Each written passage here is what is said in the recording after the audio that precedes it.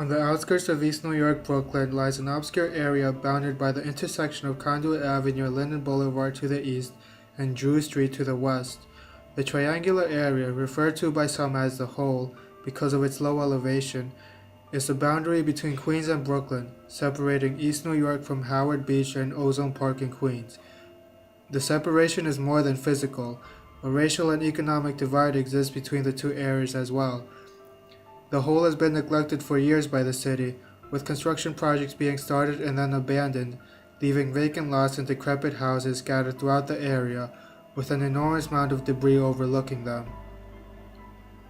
When it rains, the Hole resembles a swamp, with entire roads flooded and dense vegetation giving the impression of a wild marsh.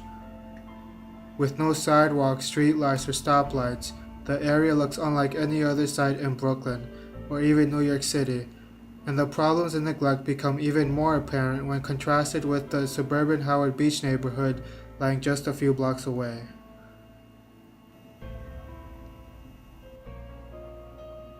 Planning issues in the Hole involve changing the area's infrastructure to better integrate it with the surrounding communities.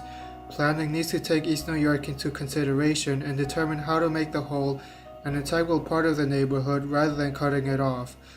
One of the questions that our plan will attempt to answer is how can physical structures and improvements to infrastructure help the Hole become a site of integration between Howard Beach and East New York, rather than being the ugly boundary between the two, almost symbolic of the ugly racial and class divide.